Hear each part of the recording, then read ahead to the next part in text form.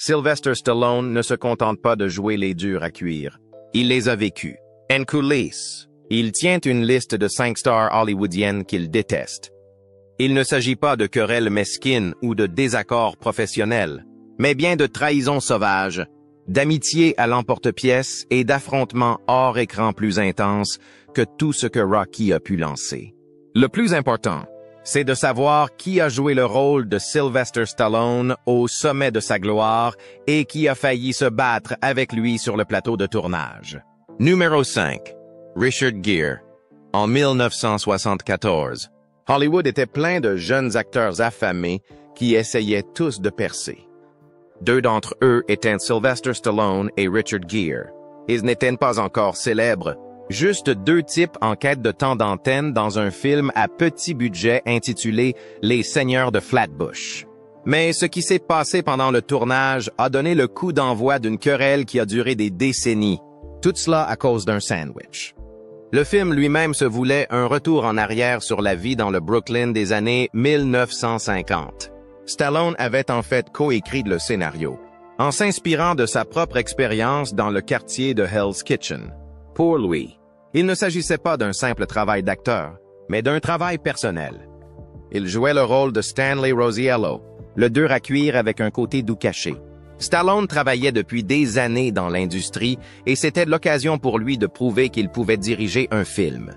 Gere, quant à lui, venait d'un milieu totalement différent. Il a reçu une formation théâtrale, très méthodique et précise. Il avait étudié sérieusement le métier d'acteur, réfléchissant à chaque réplique, à chaque geste. Il a été choisi pour jouer le rôle de Chico Terrell, un autre des principaux membres du gang. Le rôle n'était pas compliqué, mais leur style ne pouvait pas être plus différent. D'emblée, les deux s'opposent. Stallone agissait avec ses tripes, de manière brute et instinctive. Gere a aimé tout analyser. Cela aurait pu fonctionner dans d'autres circonstances. Mais il ne s'agissait pas d'une production d'un grand studio. Le budget était minuscule. Le calendrier était serré et tout le plateau était une cocotte minute. Tout le monde était déjà tendu, espérant que ce petit film pourrait être remarqué. C'est alors qu'est arrivée la scène qui a tout fait exploser. C'était censé être une simple scène de voiture. Les 4 chefs de file étaient entassés dans une voiture et se préparaient à tourner. Le déjeuner venait de se terminer. Rien d'extraordinaire, juste des sandwichs provenant de services artisanaux. Et c'est là que les choses ont dérapé. Gere, assis à côté de Stallone dans la voiture, mangeait un de ses sandwichs, chargé de moutarde. À un moment donné, un morceau de moutarde s'est échappé et a atterri sur le pantalon de Stallone. Ce n'est pas très grave, n'est-ce pas? Enfin, pas si la tension n'était pas déjà à son comble. Sans dire un mot, Stallone s'est emporté. Il a donné un coup de coude dans la tête de Gere, puis l'a attrapé et l'a poussé en plein visage. Il a sorti la lampe de la voiture et l'a jetée sur le trottoir comme si de rien n'était. Tout s'est arrêté. Le plateau est devenu silencieux. Personne ne savait quoi faire. Cela faisait-il partie de la scène? S'agissait-il d'une vraie bagarre? Quoi qu'il en soit, c'était clair que ces deux-là ne pouvaient pas travailler ensemble. Le réalisateur et les producteurs ont dû faire un choix. Garder les 2 acteurs aurait été synonyme de chaos quotidien. Renvoyer l'un d'entre eux aurait signifié de nouvelles prises de vue, des pertes d'argent et des retards supplémentaires. Finalement, ils se sont rangés du côté de Stallone. Gere n'était plus là. Son rôle a été remanié. Ses scènes ont été refaites. L'excuse officielle était qu'il y avait des différences créatives. Mais tout le monde sur le plateau savait que c'était mieux. Stallone avait été clair. C'était son film. Et quiconque le contrariait était exclu. Pour Gere, c'était une façon humiliante de se faire renvoyer. Ce n'était pas parce qu'il ne savait pas jouer ou qu'il n'était pas fait pour le rôle. C'était à cause d'une tache de moutarde et du tempérament explosif de Stallone. Et dans une industrie aussi restreinte et bavarde que celle d'Hollywood, la nouvelle circule vite. Gere ne l'a jamais oublié. Ce moment est resté gravé dans sa mémoire. Stallone, quant à lui, s'en est sorti en faisant figure d'alpha. Quelqu'un qui ne plaisante pas lorsqu'il s'agit de protéger ses projets. Mais cela a eu un prix. Il a montré qu'il pouvait avoir la tête brûlée, voire être mesquin. Et tout le monde n'allait pas vouloir s'en accommoder. Pourtant, le message était clair. Il n'était pas un acteur comme les autres. Il était le patron. Des années plus tard, les deux hommes sont devenus de grandes stars.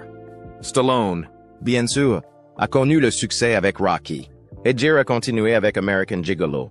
Est un officier. Est un gentleman. Mais ce moment de moutarde ne s'est jamais vraiment estompé. C'était le début d'une longue et discrète rancune qui a mijoté dans les coulisses pendant des années. Et c'est assez fou quand on y pense. Deux futures icônes d'Hollywood, se disputant un pantalon taché de moutarde à l'arrière d'une voiture exiguë. Mais parfois, c'est tout ce qu'il faut. Une petite étincelle pour allumer un feu qui brûle pendant des décennies. Certaines querelles hollywoodiennes ont pour origine des égos froissés ou des drames personnels. Mais que se passe-t-il lorsque tout cela n'est qu'une question d'argent? Numéro 4. Bruce Willis. Sylvester Stallone et Bruce Willis étaient très proches. Ils faisaient une partie de ce petit groupe de gars qui ont complètement dominé les films d'action dans les années 80 et 90. Stallone avait Rocky et Rambo. Willis avait Die Hard. À eux deux, ils ont défini ce qu'est un dur à cuire à l'écran pour toute une génération. En 2010, les choses ont changé. Ils vieillissaient tous les deux. Et les rôles qu'ils avaient l'habitude de décrocher sans sourciller devenaient de plus en plus difficiles à obtenir. Le genre de l'action a changé, et l'époque des héros musclés faisant exploser des choses s'estompait. C'est alors que Stallone a eu l'idée de The Expendables, une sorte de film à rebondissement réunissant des stars de l'action de la vieille école. Il ne s'agissait pas d'un simple concert. Pour Stallone, il s'agissait d'une affaire personnelle. Il s'agissait d'honorer l'âge d'or des films d'action et de donner aux légendes un dernier moment de gloire. Le premier film Expendables a été un succès. Le public l'a adoré. Il a rapporté plus de 270 millions de dollars. Et soudain, il y a eu un regain d'excitation à l'idée de voir les anciennes stars de l'action réunies à nouveau. Le deuxième film a fait encore mieux. C'était comme le début d'un nouveau chapitre. Comme s'ils avaient trouvé un moyen d'entretenir la flamme sans faire semblant d'avoir la trentaine. Willis a joué un rôle dès le début. Il jouait le rôle d'un agent de la CIA nommé Church. Ce n'est pas un rôle énorme, mais il a apporté un certain poids à l'équipe. En coulisses, il a semblé comprendre ce que Stallone voulait faire. Il était question de camaraderie, de loyauté et de retour à l'époque où ils étaient tous dans la fleur de l'âge. Mais lorsqu'il s'est agi de faire The Expendables 3, les choses se sont gâtées. Stallone était gonflé à bloc. Il voulait l'agrandir. Plus serré. Mieux. Il essayait d'attirer encore plus de légendes. Harrison Ford. Et peut-être quelques apparitions surprises. Tout se mettait en place. Puis sont arrivées les discussions avec Willis. Et c'est là que tout a commencé à s'effondrer. L'équipe de Willis est revenue avec un chiffre qui a choqué tout le monde. 4 millions de dollars pour 4 jours de travail. En gros, 1 million de dollars par jour. Pas de négociation. Pas de marge de manœuvre.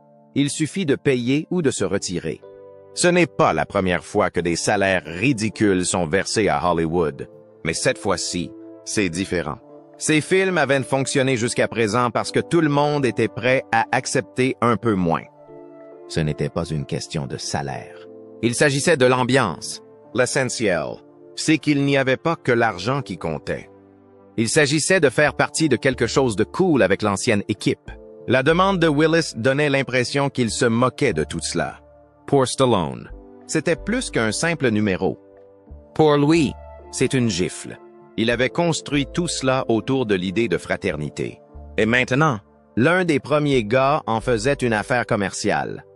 Ils ont essayé d'en discuter, espérant que Willis les rencontrerait à mi-chemin. Mais il ne voulait pas bouger. Stallone a donc dû choisir. Céder ou tenir bon. Il a tenu bon. Willis est sorti. Ils ont réécrit le scénario, supprimé son personnage et fait appel à Harrison Ford à la place.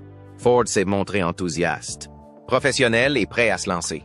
En gros, tout ce que Stallone pensait que Willis n'avait pas été. Mais Stallone ne s'est pas arrêté là. Il est devenu public. Il a carrément traité Willis de cupide et de paresseux dans des interviews. C'est qui, pour Hollywood, est une véritable folie. D'habitude, les gens gardent ce genre de choses derrière des portes closes. Pas Stallone. Il a clairement fait savoir qu'il n'avait pas peur de brûler ce pont. Les retombées ont été brutales. Soudain, Willis s'est vu coller cette étiquette. Difficile de travailler avec eux. Tout tourne autour de l'argent, déconnecté du charme qui a fait de John McClane une légende. Les gens de l'industrie ont commencé à chuchoter. Les fans ont remarqué son absence dans The Expendables 3 et les rumeurs ont commencé à courir. Stallone, quant à lui, est resté sur ses positions. Il avait clairement indiqué que The Expendables n'était pas un simple chèque de paie. C'était un projet de passion. Et quiconque ne pouvait pas respecter cela n'avait rien à faire là. Expendables 3 a quand même rapporté pas mal d'argent. Plus de 200 millions de dollars. Mais l'ambiance a définitivement changé. Le changement était évident. Toute cette ambiance de fraternité s'était fissurée. Et même si la série continuait à aller de l'avant, quelque chose ne collait pas. Comme si le cœur de l'affaire s'était éteint. En fin de compte, il ne s'agissait pas seulement d'un différend contractuel. C'était une amitié. Ou au moins une relation de travail, qui s'effondre en temps réel, le tout en 4 jours. Et une cupidité à la moutarde. Mais si Stallone pensait que Bruce Willis était cupide, attendez de connaître la trahison amicale qui l'a complètement brisé. Que se passe-t-il lorsque votre ami le plus proche devient votre pire ennemi, Eddie Murphy? À la fin des années 80, Sylvester Stallone et Eddie Murphy étaient au sommet de leur art. Vous ne pouviez pas aller au cinéma sans voir le nom de l'un d'entre eux sur une affiche. Stallone était le roi de l'action avec Rocky et Rambo. Et Murphy faisait rouler les gens dans les allées avec Beverly Hills Cop et Coming to America. Mais au-delà de la célébrité, ces deux-là avaient quelque chose de rare à Hollywood, une véritable amitié. Ils n'étaient pas seulement amis sur les tapis rouges, ils faisaient de la fête ensemble. Riaient comme de vieux copains lors des événements de l'industrie et se soutenaient mutuellement dans leur carrière, sans aucune énergie hollywoodienne factice. C'était le genre de lien que l'on ne voit pas souvent. Deux hommes aux origines modestes qui ont réussi à s'imposer et qui n'ont jamais oublié les efforts qu'il leur a fallu déployer pour y parvenir. Mais 1987 est arrivé, et c'est ainsi que tout s'est écroulé. Le début de la fin a commencé pendant le tournage de Beverly Hills Cop 2, dans lequel Brigitte Nielsen, l'épouse de Stallone à l'époque, jouait un rôle. Il était impossible de la manquer. Grande, blonde et totalement magnétique. Et bien sûr, elle était mariée à l'une des plus grandes stars de cinéma du monde. On pourrait donc penser qu'elle est hors limite, n'est-ce pas? Eh bien, les plateaux de tournage peuvent être des endroits bizarres. De longues journées, beaucoup d'énergie, beaucoup de temps mort entre les prises. Les gens se rapprochent rapidement. Et très vite. Des rumeurs ont commencé à circuler. Les gens sur le plateau ont remarqué que Brigitte et Eddie semblaient un peu trop amicaux. Il y a eu des rumeurs. Et à Hollywood, les rumeurs circulent vite et fort. D'un coup, les choses qui semblaient normales ont commencé à devenir bizarres. Chaque fois qu'Eddie faisait une blague et que Sacha riait, les gens le regardaient de travers. Chaque fois qu'ils discutaient un peu trop longtemps lors d'une soirée ou qu'ils étaient aperçus ensemble sur le plateau de tournage, c'était la preuve que quelque chose de louche se tramait. Soudain, c'était la preuve qu'il y avait quelque chose de louche. Les chuchotements se sont transformés en gros titres. Les petits commentaires se sont transformés en véritables ragots, peu importe qu'ils soient fondés ou non. Ce qui comptait, c'était de l'apparence. Et pour Stallone, c'était mal parti. Pensez-y. Même s'il ne s'est rien passé en réalité, le simple fait d'entendre le nom de votre femme constamment cité dans des histoires de ce genre avec votre ami, cela peut ébranler n'importe qui. Ce n'est pas seulement embarrassant, c'est émouvant, c'est humiliant. Et oui, c'est exaspérant. Chaque fois qu'il prenait un tabloïd ou que quelqu'un faisait une blague en passant, cela l'ébranlait. Il ne pouvait plus se contenter de l'ignorer. Et Stallone n'est pas du genre à laisser mijoter les choses. Il est de la vieille école. Direct. Il a donc fait ce que la plupart des stars hollywoodiennes ne feraient jamais. Il a sauté tous les filtres. Pas d'équipe de relations publiques. Pas d'attaché de presse pour arrondir les angles. Pas d'avocat qui envoie des lettres en coulisses. Il a pris le téléphone et a appelé directement Eddie Murphy. Et soyons réalistes. Il ne s'agissait pas d'un appel poli du genre « Hey, mec, comment ça va? » Ce n'était pas décontracté. C'était personnel. Il était en colère, blessé, confus, tout cela. Sa voix s'est probablement un peu brisée. peut-être même élevés. Il avait besoin de réponses. Et il les voulait directement de la bouche d'Eddie. Qu'est-ce qui se passe entre toi et Sacha? C'est tout. Pas d'édulcoration. Pas de tournure autour du pot. Des années d'amitié ne tiennent plus qu'à un fil. Une seule question et tout peut basculer. Imaginez maintenant que vous êtes à l'autre bout du fil. Peut-être qu'Eddie a été complètement pris au dépourvu. Peut-être savait-il déjà que des rumeurs circulaient. Mais quoi qu'il en soit, la pression a dû être intense à ce moment-là. Deux des plus grandes stars d'Hollywood, autrefois amies, sont aujourd'hui empêtrés dans une affaire profondément personnelle qui n'a rien à voir avec les scénarios de films ou les chiffres du box-office. Eddie a tout nié. Il a affirmé qu'il ne s'était rien passé d'inapproprié. Mais lorsque la confiance est ébranlée, en particulier dans un mariage qui est déjà un peu secoué, les mots n'arrangent pas toujours les choses, qu'il se soit passé quelque chose ou non. Stallone ne pouvait se défaire du sentiment que quelque chose n'allait pas. Et voilà que deux hommes fiers et puissants se retrouvent aux antipodes les uns des autres dans une situation très délicate. Stallone s'est senti blessé et trahi. Eddie a été surpris que son ami ait cru à ses ragots. Et c'est ainsi qu'une amitié qui semblait solide a commencé à se fissurer. Les choses n'ont fait qu'empirer lorsque la presse s'en est emparée. Hollywood adore les drames. Et une dispute entre deux stars, c'est de l'or en barre. Les gens ont commencé à chuchoter dans les soirées. Les journalistes ont commencé à creuser. Les magazines spécialisés ont laissé entrevoir des tensions et des retombées. L'affaire s'est transformée en spectacle public. À partir de ce moment-là, ils ne se sont plus seulement éloignés l'un de l'autre. C'était fini. Les appels ont cessé. Ils ont cessé de se présenter aux mêmes soirées. S'ils se retrouvaient au même événement, ils restaient de part et d'autre de la salle. La chaleur entre eux a disparu, remplacée par un silence glacial. Avec le recul, Eddie dira plus tard qu'il est triste que les choses se soient déroulées si rapidement. Des années d'amitié, d'expériences partagées et de bons souvenirs ont disparu à cause de rumeurs et d'une confiance brisée. Le fait que l'industrie ne cesse de les comparer n'a pas aidé non plus. Qui a eu le meilleur week-end au box-office? Qui a eu le meilleur retour? Les médias les ont transformés en rivaux, juste pour faire durer l'histoire. Mais voilà, tous deux ont continué à aller de l'avant. Stallone a continué à faire son truc, et Murphy aussi. Ils sont restés des stars. Mais cette partie de leur voyage, la connexion authentique qu'ils partageaient autrefois, a été perdue.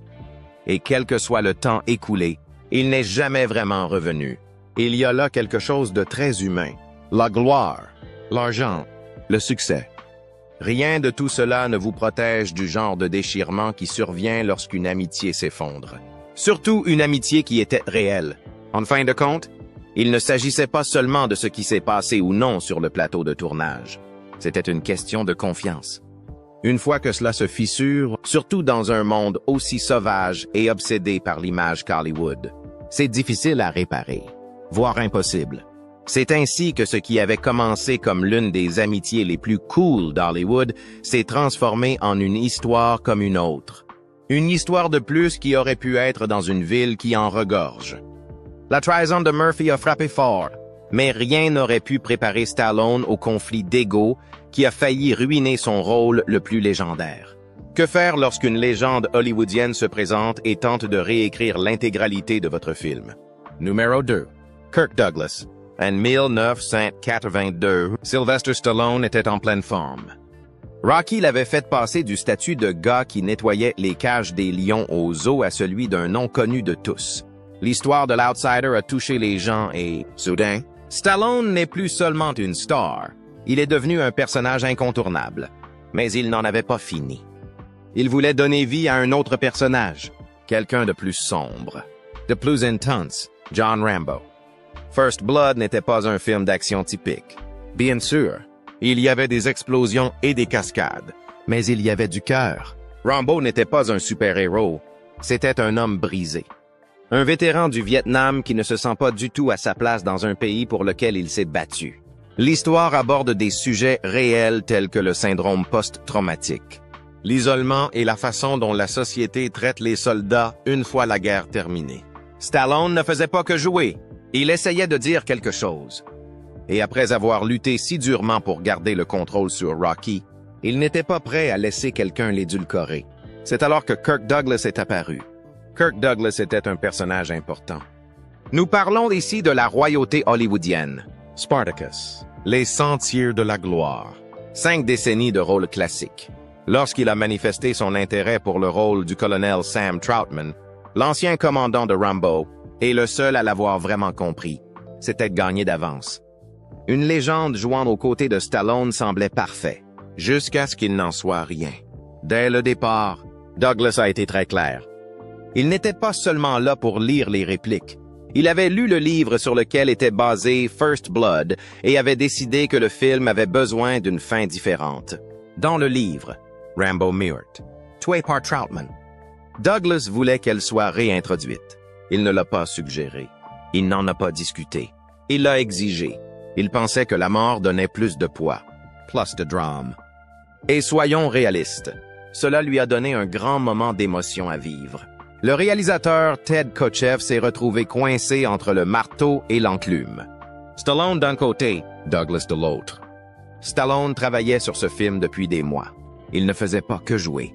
Il a participé à l'élaboration du projet. Il considérait First Blood comme le début de quelque chose de plus grand.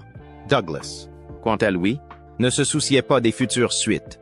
Il voulait une fin qui lui donnerait l'impression d'être en pleine forme à l'heure actuelle. Et il n'était pas subtil non plus. Douglas parlait littéralement de lui à la 3e personne lors des réunions. Des choses comme « Kirk Douglas ne dirait pas ces lignes » ou « Kirk a besoin d'une motivation plus forte ici ». Il a apporté ses propres réécritures sur le plateau, essayant de remodeler le film autour de sa version du personnage. C'était gênant et tout s'est arrêté net, alors que Stallone et Kotcheff tentaient de peaufiner le film. Ils essayaient également de gérer l'ego de Kirk Douglas. De longues nuits, des changements de scénario, des allers-retours incessants. Tout le monde sur le plateau pouvait sentir la tension. Il n'y avait pas que 2 esprits créatifs en désaccord. C'était un véritable choc des mondes. Le nouvel Hollywood contre l'ancien. Et aucun des 2 camps ne bougeait. Stallone était particulièrement frustré. Il s'était trop battu pour prendre le contrôle du film pour que quelqu'un d'autre essaie de réécrire l'histoire à la dernière minute. Mais Douglas a continué à insister sur la fin originale où Troutman tue Rambo encore et encore. Finalement, Kotcheff en a eu assez. Il a fait asseoir Douglas et lui a dit « Voilà le film que nous allons faire. C'est le scénario que vous avez accepté. Si vous ne voulez pas le faire, vous pouvez partir.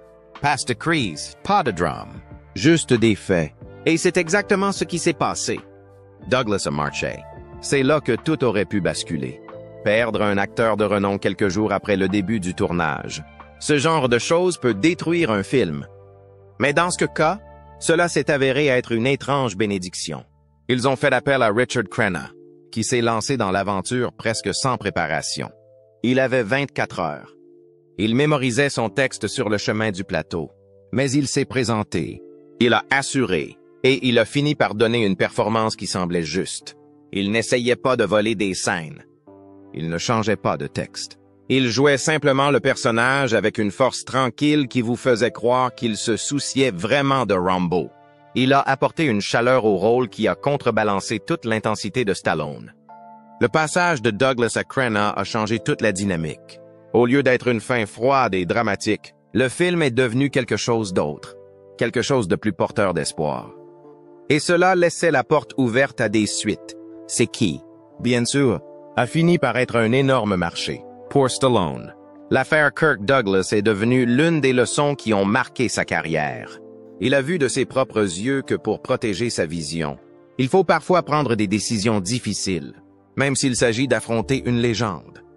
Mais il s'en est tenu à son instinct, et cela a porté ses fruits. First Blood est devenu un succès. Il a montré qu'avec Rocky, Stallone n'était pas qu'un simple poney à un coup. Elle a lancé une franchise, donné à la culture pop l'un de ses personnages les plus emblématiques et rappelé à tout. Le monde que les meilleures décisions sont parfois celles qui semblent les plus risquées sur le moment. Et surtout, il a prouvé que même lorsque la royauté hollywoodienne quitte le plateau de tournage en trombe, le spectacle peut continuer. Et de quoi, parfois, les choses se passent encore mieux. Si Kirk Douglas était le dur à cuire du vieil Hollywood, le prochain ennemi de Stallone est bien plus proche de nous. Mais voici le clou du spectacle. Cette rivalité brutale pourrait-elle être ce qui a permis à leurs carrières respectives de survivre? Cette rivalité brutale pourrait-elle être ce qui a permis à leurs carrières respectives de survivre? Numéro 1. Arnold Schwarzenegger. En 1977, Sylvester Stallone s'est rendu à la cérémonie des Golden Globes en pensant que ce serait enfin sa soirée. Quelques mois auparavant, il était tellement fauché qu'il avait sérieusement envisagé de braquer un magasin pour survivre. C'est dire à quel point la situation s'était dégradée. Mais Rocky a tout changé. Après avoir nettoyé des cages d'Alion, il a été nominé pour les prix du meilleur acteur et du meilleur scénario. Cette soirée était censée être la cerise sur le gâteau de son retour en force. Et puis Arnold Schwarzenegger est arrivé.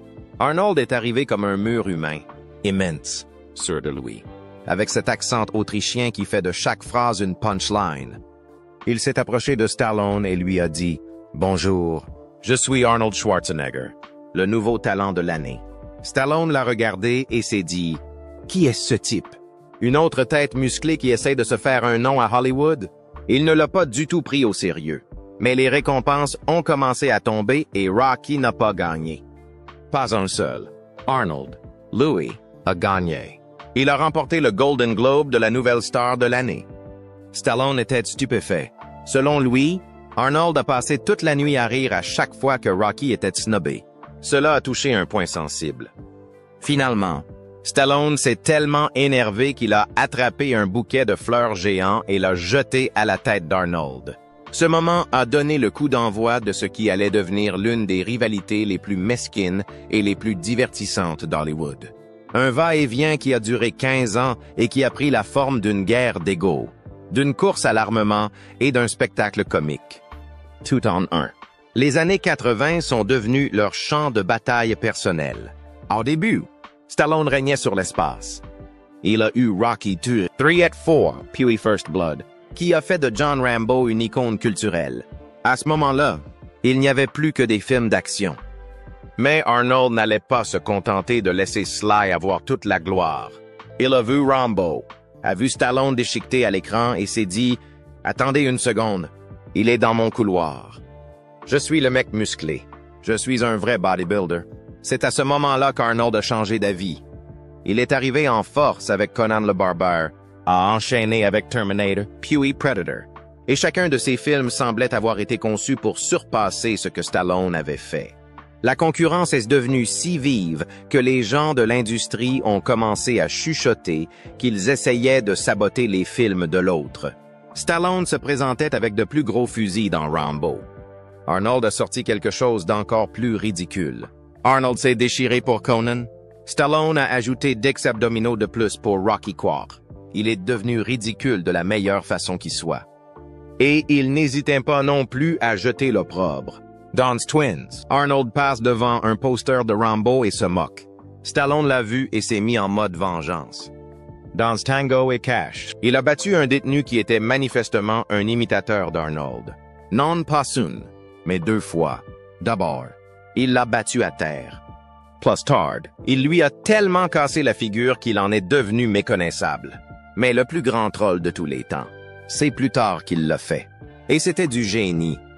Il y avait donc un très mauvais scénario pour une comédie intitulée Stop, or My Mom Will Shoot, Arrêtez, ou Ma mère va tirer. Arnold l'a lu et a tout de suite su que c'était une catastrophe. Mais au lieu de se contenter de passer son tour, il a tenté le coup ultime. Il a fait semblant de vouloir le rôle. La nouvelle est parvenue à Stallone qui, bien sûr, essayait toujours de surpasser Arnold et il s'est empressé de l'obtenir en premier. Il a tiré toutes les ficelles pour décrocher ce rôle terrible. Arnold s'est assis et a regardé le chaos se dérouler. Stallone a obtenu le rôle, a réalisé le film et ce fut un désastre total. Les critiques l'ont mis en pièces. Les fans l'ont détesté. Le film s'est effondré au box-office. Et pour enfoncer le clou, les critiques ont même dit que Stallone essayait, sans succès, de copier le succès d'Arnold dans la comédie. Il s'agit d'un film brutal. C'était le point le plus bas de la carrière de Stallone. Et d'Arnold? Il était quelque part en train de rire à gorge déployée. Mais le karma ne fait pas de favoritisme. Peu de temps après, Arnold a joué dans Junior Un film dans lequel il tombe littéralement enceinte. Ce film a fait l'effet d'une bombe, si ce n'est plus. Soudain, ces deux titans de l'action ont été blessés par des comédies ratées. Et leur rivalité a commencé à ressembler moins à une bataille qu'à deux types qui se donnent des coups de poing dans la figure. La guerre a fini par s'éteindre. Ils ont tous deux pris le temps de se remettre, de se recentrer et de retrouver leur marque. Fait amusant. Des années plus tard, ils sont devenus amis. Ils ont tourné quelques films ensemble, se sont moqués de leur ancienne querelle et sont finalement passés à autre chose. Il s'avère qu'il est difficile de rester fâché pour toujours, même si vous avez jeté des fleurs à la tête de quelqu'un sur une chaîne de télévision nationale. En fin de compte, leur querelle nous a donné quelques-uns des films d'action les plus mémorables de tous les temps.